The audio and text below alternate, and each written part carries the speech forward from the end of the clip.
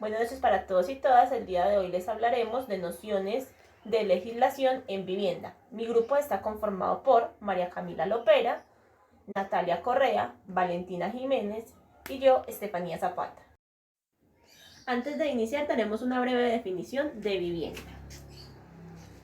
La vivienda es un lugar o construcción acondicionado para que vivan las personas.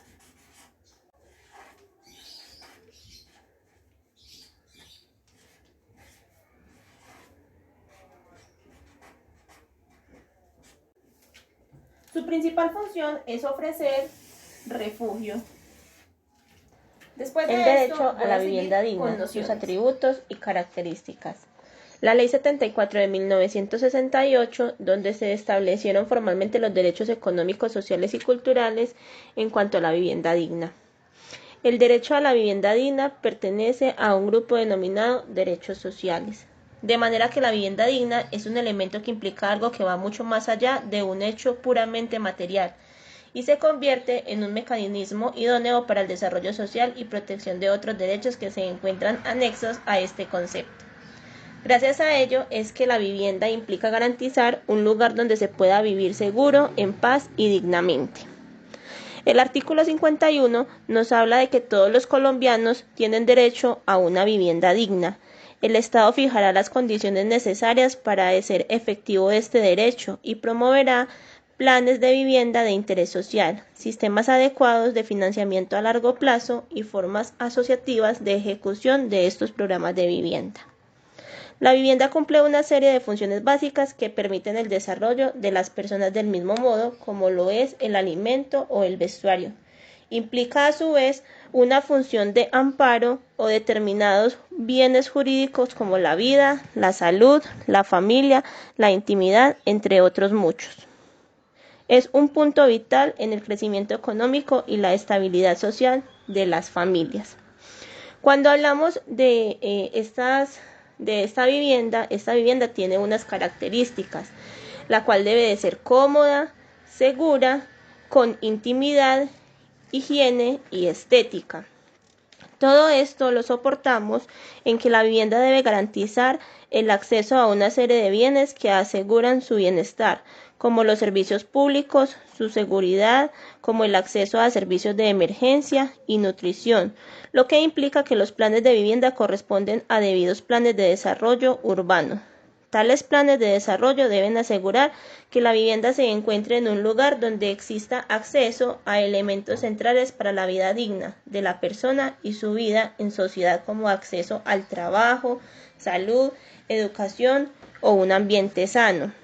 En conclusión, para este artículo, sabemos y esclarecemos que el gobierno o el Estado colombiano fijará las condiciones necesarias que determinen la forma de hacer efectivo este derecho, promoviendo detrás de sus políticas públicas los planes de construcción de vivienda de interés social y las formas de financiación a largo plazo para todos los colombianos.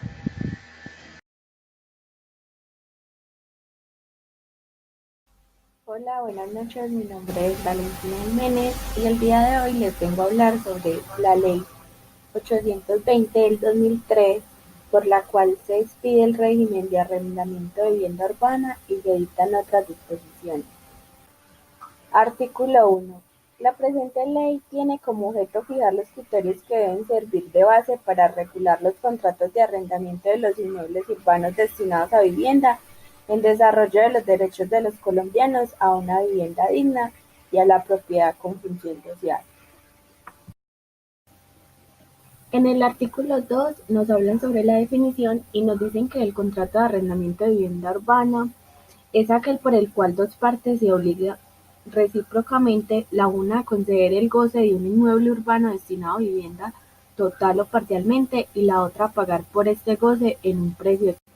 Si bien podemos decir que el arrendamiento de vivienda urbana es uno de los contratos más comunes entre los colombianos, si bien es un negocio jurídico bilateral, que es el legislador previo a algunas disposiciones que deben regir ante la falta de estipulación expresa por las partes y otras que priman frente a lo pactado, dado su carácter obligatorio. Artículo 3. Este artículo nos habla de la forma del contrato y nos dice que el contrato de arrendamiento para una vivienda urbana puede ser verbal o escrito.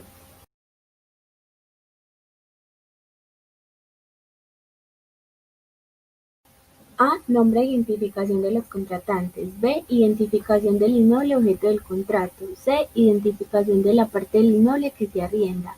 D. Precio y forma de pago. E. Relación de los servicios. F. Término de duración del contrato. Y por último, la designación de la parte contratante a cuyo cargo está el pago de los servicios públicos.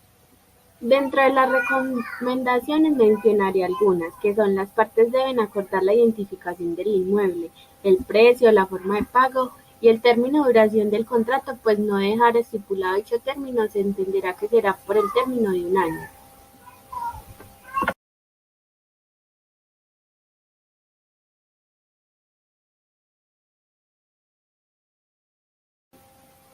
Primero, pagar el precio del arrendamiento dentro del plazo estipulado en el contrato. Segundo, cuidar el inmueble y las cosas recibidas en arrendamiento. De no ser así, debe pagar por su cuenta todos los daños. Y por último, pagar a tiempo los servicios, cosas o usos conexos y adicionales.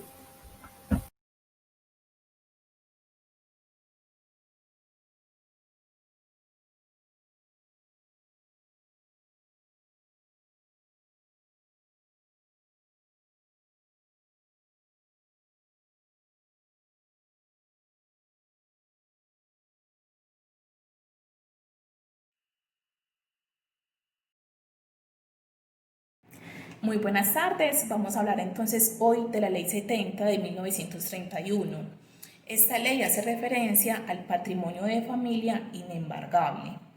Bueno, patrimonio de familia inembargable es una figura jurídica que busca proteger a la familia de medidas cautelares, tales como embargos, hipotecas o remates. Dicha ley se encuentra regulada bajo entonces de la Ley 70 de 1931, como mencionamos inicialmente, la cual fue modificada por la Ley 495 de 1999 y reglamentada por el Decreto 2817 de 2006, hoy compilado por el Decreto Único Reglamentario 1069 de 2015. Entonces voy a traer un ejemplo para ustedes para que podamos entonces tener mucho más claro el concepto. Entonces digamos que yo, Natalia Correa, tengo un compañero permanente o me conyugué y compramos entonces una vivienda y decidimos entonces registrarla como patrimonio de familia inembargable pensando en el futuro de nuestros hijos. ¿Qué quiere decir esto?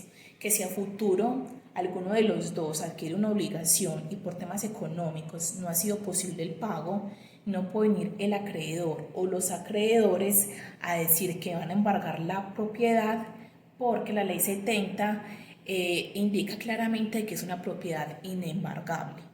Me parece muy importante que también tengamos presente algo, y es que si mi compañero en algún momento de la vida, mientras los hijos sean menores de edad, quiere vender la vivienda, no es posible porque tiene esta afectación, patrimonio de familia inembargable, que no es posible. Y también me parece muy importante traer acá en mención que la Corte Constitucional de Colombia avala como compañero permanente a mi compañero del mismo sexo. Sabemos que por la progresividad de los derechos ya esto en Colombia es posible. Entonces, seguidamente, para poder documentar la vivienda como patrimonio de familia inembargable, tenemos que hacer dos cosas. Uno, constituirla por medio de escritura pública, y dos, entonces registrarla en la Oficina de Registro de Instrumentos Públicos para que tenga validez ante terceros, ante cualquier efecto legal que pueda entonces existir. Me parece también muy importante tener en cuenta algo, que dicha condición se puede entonces levantar de mutuo acuerdo con mi compañero o cuando los hijos ya son mayores de edad. Entonces el procedimiento es ir ante un notario, hacer el procedimiento legal indicando de que se hace el levantamiento del patrimonio de familia inembargable para que entonces podamos hacer como esa disolución y poder entonces proceder legalmente. Bueno, en esta oportunidad vamos a hablar entonces acerca de la Ley 675 de 2001. Es importante que tengamos presente que la propiedad horizontal es un régimen que reglamenta la forma en que se divide un bien inmueble y la relación entre los propietarios de los bienes privados y los bienes comunes que han sido segregados de un terreno o edificio. En otras palabras, cuando hablamos de propiedad horizontal, hacemos referencia a esas unidades residenciales donde habitan las familias. Dos conceptos muy importantes. ¿Cuáles son esos conceptos importantes? Que hablar de propiedad exclusiva y copropiedad o propiedad colectiva. ¿Esto a qué hace referencia? Propiedad exclusiva hace referencia a mi casa o apartamento. Eso tiene unas implicaciones como normas de convivencia, tales como no poner la música a alto volumen, no colgar la ropa en la fachada de la propiedad y hacer uso adecuado de las instalaciones. Y cuando hablamos de propiedad colectiva o copropiedad, hablamos de las zonas verdes, parques, parqueaderos, escaleras, ascensores, pasillos. Desde el inicio deben existir unas normas de convivencia básicas y también debe estar presente la vigilancia del conjunto, el manejo de residuos y cuidado de las zonas comunes. Es relevante mencionar unos aspectos. Entonces debe existir la participación en función de nombrar un administrador, de nombrar un comité de convivencia o varios comités según cultura, deporte, según los que requieran pues, el conjunto, y un consejo administrativo. Anualmente será la reunión de la Asamblea General de Copropietarios, donde se nombrarán un consejo de administración, el cual debe vigilar y acompañar al administrador, el cual a su vez también será elegido por la misma asamblea. Dicha asamblea le brindará indicaciones de cómo manejar los recursos al administrador y el consejo de administración supervisará dicha administración y acompañamiento permanente.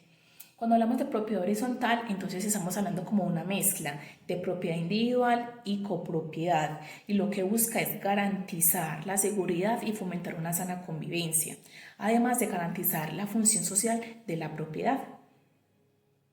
Buenas tardes, mi nombre es María Camila Lopera Carvajal. Hoy les vengo a hablar de vivienda de interés social, vivienda de interés prioritario, subsidio de vivienda y caja de compensación familiar.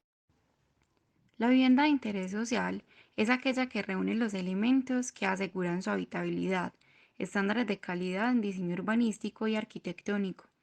En el artículo 104 de la Ley 812 del 2003 se estipula que el valor de una vivienda de interés social será de máximo 135 salarios mínimos legales mensuales vigentes. Esta se encuentra destinada a los hogares de menores ingresos con el propósito de facilitar que estos puedan acceder a ella. La vivienda de interés prioritario se encuentra destinada a personas que tienen mayores problemas económicos. El precio para estas viviendas no puede superar los 70 salarios mínimos mensuales legales vigentes. Así lo define el decreto 2190 de 2009, el cual dispone literalmente en su artículo número 2, numeral 2.2. Los programas de vivienda de interés social o vivienda de interés prioritario ofrecidos por el Gobierno Nacional están dirigidos a familias cuyos ingresos laborales conjuntos no superan los 4 salarios mínimos mensuales legales vigentes, además de otros requisitos como por ejemplo no haberse beneficiado con anterioridad de otros programas de vivienda de interés social. Subsidio de vivienda. De acuerdo con Mintrabajo, el subsidio de vivienda es un aporte en dinero o en especie que se otorga solo por una vez al beneficiario, con el fin de complementar el ahorro que éste tenga disponible y facilitar así la adquisición o construcción de una solución de vivienda, la cual debe ser de interés social o para el mejoramiento de la misma. Al mismo tiempo, dispone esta ley de un catálogo de acciones que pueden considerarse como soluciones de vivienda, que de acuerdo al artículo 5 son: construcción o adquisición de vivienda, construcción o adquisición de unidades básicas de vivienda para el desarrollo progresivo, adquisición o urbanización de terrenos para desarrollo progresivo, adquisición de terrenos destinados a vivienda, adquisición de materiales de construcción, mejoramiento, habilitación y subdivisión de vivienda, habilitación legal de los títulos de inmuebles destinados a la vivienda. Requisitos para obtener el subsidio familiar de vivienda. Tener en disposición de un ahorro programado por parte del beneficiario, el cual no tendrá como requisito un tiempo establecido. Dicho ahorro se podrá construir a partir de cesantías que como trabajador percibe el beneficiario o cualquier otro tipo de ahorro que éste tenga. Conformación de un hogar que compartan el mismo espacio. Lo anterior no debe implicar ninguna clase de discriminación para los hogares unipersonales, ingresos inferiores a 4 salarios mínimos mensuales legales vigentes, no ser propietario de otra vivienda al momento de solicitar el subsidio, así como no haber sido beneficiario con anterioridad de un subsidio familiar de vivienda, entre otros. Cajas de compensación familiar. Ley 49 de 1990. A través de esta ley se establece que las cajas de compensación familiar están obligadas a crear un fondo para el subsidio de vivienda, el cual se otorgará el dinero o en especie como forma de financiación de la vivienda de interés social. Prioridades para el subsidio. Se dará prioridad a la asignación del subsidio de vivienda a los postulantes que se encuentren dentro de las poblaciones desplazadas por la violencia, víctimas de atentados terroristas o de desastres naturales, al igual que a los soldados regulares, profesionales y campesinos, y hogares que se encuentren conformados por personas que estén vinculadas a un programa de reinserción.